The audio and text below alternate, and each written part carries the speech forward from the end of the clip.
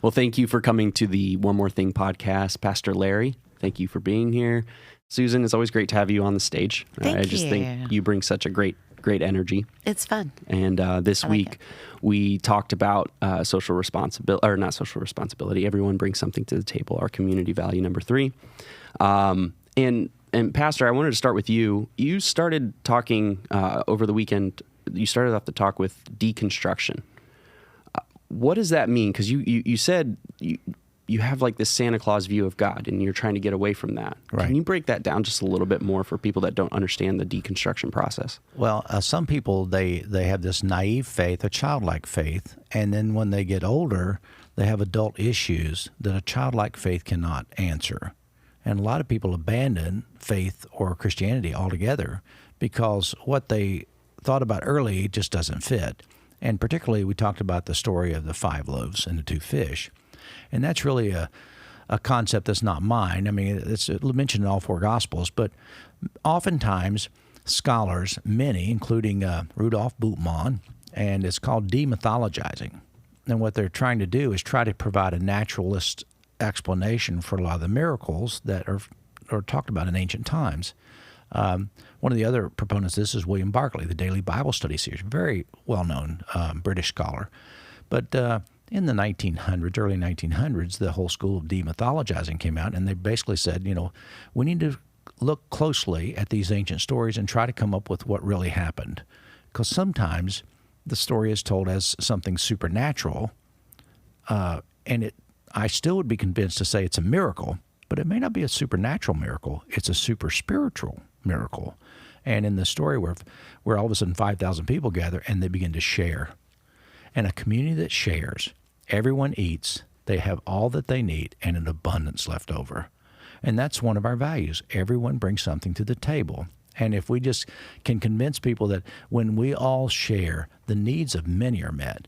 And it's the Spirit of Christ that's behind that. Even in the feeding of the 5,000, it's the Spirit of Christ that was there that motivated people to transfer their, I'm going to keep everything for myself, to I'm going to be a part of this kingdom of God that Jesus came to talk to us about, and I'm really going to share my resources with others.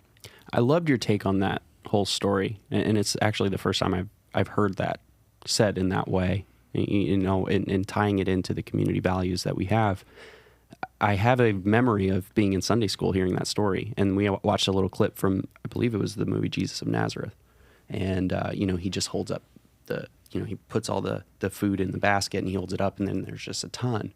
So that was more of my childhood view on what happened there. So seeing this, I mean, I've obviously gone through a massive deconstruction process through everything, and it is a painful experience. Right. But if you can revisit those things with this different spin, because I love what you say, I'm not concerned about what the Bible says, I'm concerned about what it means. Right. And all of these stories have these amazing undertones that we kind of miss if we just look at the surface level of the words, the story, but there's this amazing meaning to a lot of these stories. And that's why scholarship is important when we study the Bible. You just can't have everybody take it, whatever it says to me, it means to me. I love the story about the guy that was going through all kinds of difficulty, and this guy saw him on the street and said, "What's the matter, Bob?" He said, "You used to be affluent, you used to have a Mercedes. What was the deal? Now you look like a homeless guy." He said, "Well, I'm in terrible financial shape. I made some terrible decisions, gone through a divorce. I'm losing everything." And he said, "Well, look, I'll pray for you, and but go to church, and I think you'll find some help there." And about 3 months later, they saw Bob, and he was no longer walking on the street like a homeless man. He's driving a brand new luxury car. He's got a beautiful girl in the car, and the guy stopped and said, Bob, is this you?" "Yeah." "What happened?" He said, "Things turned around." "Well, how did it turn around?" He said, "Well, I did what you said. I went to church, and I got my Bible out, and I prayed. And I said, God, help me to find the right answer." And I took my finger, and I just closed my eyes, and I put it down. And you know what it said? I said, "No, what?" It said, chapter 11. So you can make the Bible say what's in there, but it's more important to say, what is the meaning? And we understand the frame, and you got to go beyond just what Jesus said. You got to look at his life, what he was about, what he was fighting against, what he was for. What does it mean to talk about the kingdom? And all these things. And I love to say the deconstruction is, it may not be this supernatural thing, but the reconstruction says, but it was an amazing miracle to where people's hearts were touched and the Spirit of Christ began to move inside. and people began to take what they had and share with others. And I think that's the point. And that resonates with me, and that's good scholarship, but it's not just mine. This is something that's been around for scholars for 100 years. So but people may not have heard it because it just doesn't have the childhood simplicity to it, and it makes you think a little more. Right. Life is about nuance. Things are not always black and white. There's room for interpretation. I think so. And here's the thing. We say at Suncoast, you can still believe the supernatural miracle part. We're okay with that. But is it okay if we believe this spiritual miracle instead? And if people say, well, then we're in a community church where there's a lot of ebb and flow. Nobody's being condemned or judged. We're trying to bring enlightenment and let people move from this childhood God who's a Santa Claus to an adult faith to where it's no longer arguing. It's simply, let's have our hearts changed and our eyes opened a little better. And I think that's way more important than getting caught up in the details of theology. Because nobody has the same theology. No, I agree. And I think that's one of the amazing things about our community is that we are a community that is on a journey together. And none of us believe the same thing, but we're always in a position to be able to ask the questions. And that's not always been the case in church. No, agreed. And I think what's more important, and this is where I want to segue to Susan, it's more important that we do acts of service, that we put our values are not what we say or what we believe. Our values and our beliefs are based on what we do. And they can't be separated. I mean, they have to go together. I like to talk about, which is better, your health? Is it your health that creates your diet, or is it your diet that creates your health? And the answer is yes. It's both. I mean, if you have diabetes, you need to take a diet that's going to help keep you safe. And if you don't have it, you should have a diet that keeps you from getting it. So which comes first, the diet? Both are together. And in the range of giving back and values, we need to understand it's not A or B, but they all are intertwined. And people say, this is what I believe. And I say, well, show me. And James says that. Show me what you believe by what you do. And then that has more credibility. So basically, to summarize that, we're not at Suncoast, we're not concerned about what you believe, but what you do and what you bring to the table to help affect change in this community. Yeah, I'd say we're less concerned about what you believe. The part of the story that you said yesterday was that you feed them. Yeah. Jesus said, you feed them. And, I don't mean it really derogatory or anything, but the Christian cop-out, I'll pray for you. It's like, yeah, but could you give me a ride to the doctors? It's like, because I really need to go see a doctor. Oh, well, I'll pray for you. Well, could you give me a ride? It's, but what do you have? How do you leverage who you are, your station, your situation, just because you're here in Sarasota, because you live, in Venice, but just wherever you are, what can you do to help somebody that's either in our community or in our larger community? Right. No, I agree with that. I think the more people get together to help the larger community from the smaller community, the more community you build. That's complicated. I think you get it. Yeah. Well, it's the ripple effect. It is. Yeah, I agree. Invite somebody along with you to do whatever you're doing to serve. And maybe that's something that they'll enjoy. Maybe it's something they won't, but at least they got to experience it. And, so don't just invite somebody to church, invite somebody to help you serve. So let me ask Susan this question. Susan, do we give things to people exclusively within our church community? Not at all. So you mean we give to people who don't attend here? We do. They are vetted. I do vet people. For instance, somebody, I heard about y'all from a friend. What friend? Like, where? Not only that, I want to know where the information's getting out. Oh, she used to go to your church, and during COVID, she's been watching y'all online, and she told us about Suncoast Cares. Okay, well that makes sense. But if it's during Suncoast Cares, there was like everybody had the same address that was applying, and I had to start looking into that, and it's like, that sounds familiar. Let me start, but so there's vetting that goes on. I'm playing with other people's money. I want to be sure that I'm being a good steward and where that's going. Mm-hmm. Yeah. And even, can you pay my mechanic? Well, let my mechanic look at it and let's see what he says.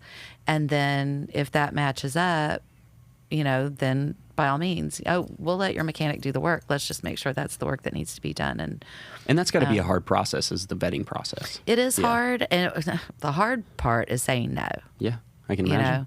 Just, somebody that comes back continually every month. And it's like, well, what are you doing to better your situation? What can we do to help you get in a better situation? That's why I love empowerment is, Byron working with these kids and, really saying, well, what's a side hustle you could do until you get enough money to pay all this off? We'll help you with this part, but to get that paid off and, get you where you can do it. If you just pay that bill for that month, what's going to happen next month when it's due, or the next month when it's due, and it snowballs? Well, and I think you made that point this weekend as far as like the balance between empowering and enabling.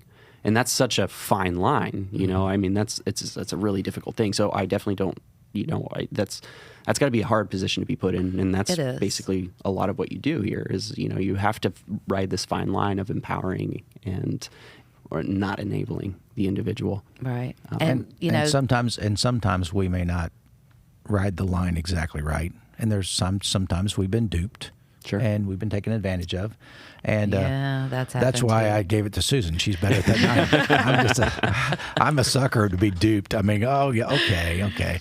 But one of the philosophies we learned early on is we can't meet all your need, but we want to contribute something toward your need. So if they come with a big ask, we simply will say, well, we can't give you all that, but we can give you something.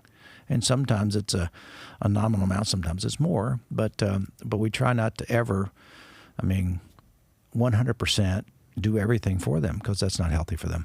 And sometimes if I see somebody coming back again and again, I try to find out there's more underlying, and maybe instead of, doing a couple of $100 for this bill, maybe a scholarship to Lifehouse. What's happening in your life? And she's so good at the whole picture, your spiritual, your health, your mental, everything, that, maybe she could dig a little deeper. We give them the help of seeing, what do you need to do to help you?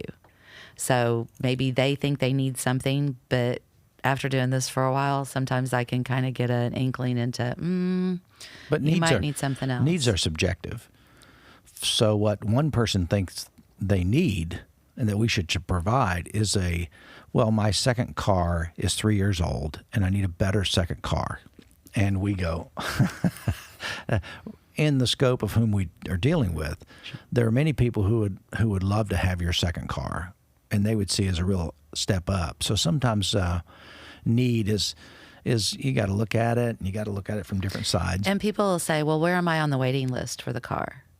And it's like, well, the waiting list is not down the road thing. I had a single mommy who took the bus, had to drop her kids with a bus off at daycare to get to work.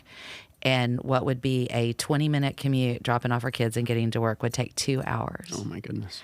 And, you talk about doing that with 2 little kids. It's just mind-blowing. And you want to talk about grateful is when she got that car.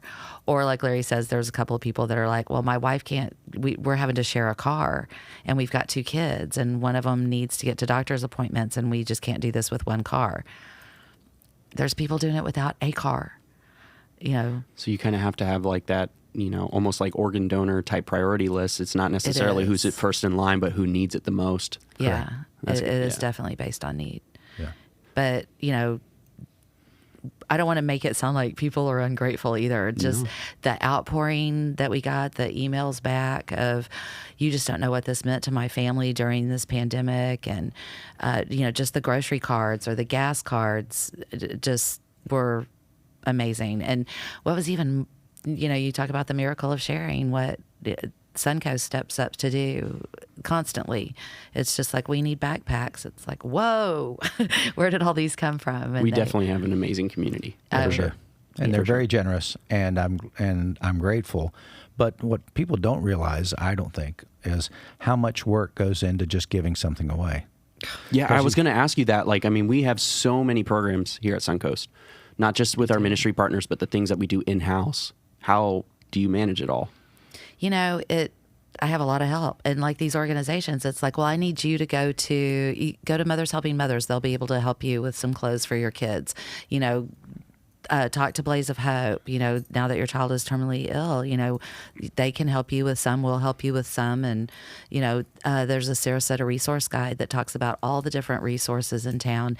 And I found out the other day that 211 referred somebody to us for their rent. Now, we don't do rents just because those are really large amounts. But we, may help with a little bit in groceries and everything that loosens up some of your cash so that you can, Right. make your ends meet. There has to be lines in certain places, but, I always have help. All I have to do is go help, and I've got 5 people there. Larry told the story of the mechanic that called and said, I have a lady that with a car here. Well, her church would take the car, but they wanted her to have it registered in their name and then have it, there was going to be a lot of paperwork, and they were like, this would be a lot. And then I think she offered it to somebody else, and it was the same thing. And I'm like, I'll have some of the guys come pick it up. But even to get a car, there has to be guys that come pick it up. There has to be guys that check it out. That usually, and not always, but usually it's washed. We want to make sure that we don't give someone a problem. But there's a whole system that's in place to make sure that occurs. And then there's the details of you have to have insurance, you have to get a tag, and we have to see that stuff. And then there's a bill of sale to protect whomever gets rid of the car. So it's not just, we get a car and you get it. There's a lot of steps involved, and there's a lot of people that are involved in that team that help that. But Susan is the one who really, she's like the orchestra director, the queen of everything. She's the one who smiles, and even when she tells someone no, they feel so good about themselves. I'm so sorry. That's Texas They're like thanking sweetheart. you at the end of it. The Southern accent. She's the perfect person in that position, and I'm grateful that she's here. And Absolutely. that is something that makes my heart sing. It really does. Even a win of connecting the different organizations together. I did that Strength Finders 2.0 years ago. And, usually you have like the top 3. Oh no, I had Connector at the top 1. So for me to connect somebody with a resource or to connect somebody to another organization or 2 organizations together, it's just like, a win, win, win. And I think that's such a unique thing that we do as a church community, because we do have the things that we're really good at. We have the facilities and the ability to manage something like oil changes and car giveaways, but then we partner with other people and I love the not reinventing the wheel idea, because too many churches try to just do everything, and it's just, it doesn't work. Partner with somebody who does it well, and I think that's a great. Even raising awareness for things. We talked about what makes your heart sing. If kids make your heart sing, it is a wonderful opportunity to be a big brother or big sister. It is a wonderful opportunity to foster children. Just finding people that have that desire and then pushing them in the right direction. Well, go to this information class and just getting that awareness out that, I didn't even know we had a Big Brothers Big Sisters program here, or, I didn't know I could do that. Of course you can do that. Just what is it that makes your heart sing? On the other hand, it can be what makes your heart break. Homelessness just really upsets me, or hunger is just something, marginalized kids, that just breaks my heart. Well, maybe that's what you need to go help in. Right. If that's something that really resonates with you, then being a help there would make your heart sing. Yeah. Well, the last question I have, and it's kind of a two-parter, is that, we talked about not just giving financially, but also getting involved. And in your experience, what are some of the stories that have come out of that opportunity for some people to actually get involved? Do you have any like big wins or some paradigm shifts? Day. Like, what are some of the things that you're seeing when people actually do put action to what they are saying? We have volunteers that will come and thank us for letting them work in children's ministry. It's my favorite part of my week, holding those babies, and everybody in there is so nice, and we just hold babies and catch up with each other, and so that's just a win. The community that you build as a greeter, we have a little huddle beforehand, and it's not just walking into church, seeing a good show and walking out. It's you walk in, you connect with these people. Bob, how was that job interview? What happened there? And, people just start caring for each other and in their teams. And, of course, if you have that desire to serve, they're just so happy, and the people serving the coffee, Lewis and Heather and Bruce and Bob and Deb, they're all just so excited to see the people every week. And I just see that warmth of being it makes you a part of a community. Yeah, and one of the things I like is when you give someone a car, and then a year later their life situation changes and they have a job now and things are better, and they come back with that car. It still runs very well, and they donate it back to the program. That's awesome. Yeah, we've had that happen many times. That's so all of a amazing. sudden that's a win, Yeah. because they understand what it means to be not only a recipient but also give back type person, and that makes my heart such sing. a cool story. And That's we've had really that happen. We've had that happen many times. I had somebody that we gave money to for Suncoast Cares at the beginning that donated back later with their next stimulus check. Yeah. Wow.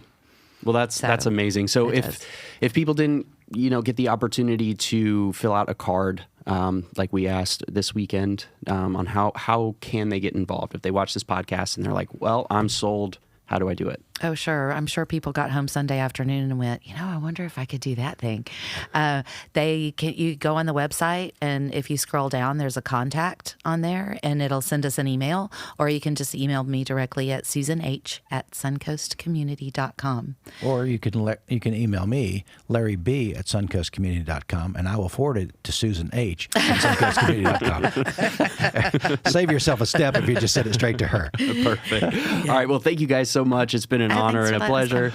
And we'll talk soon. All right, Thanks. thanks. All right. Thank you.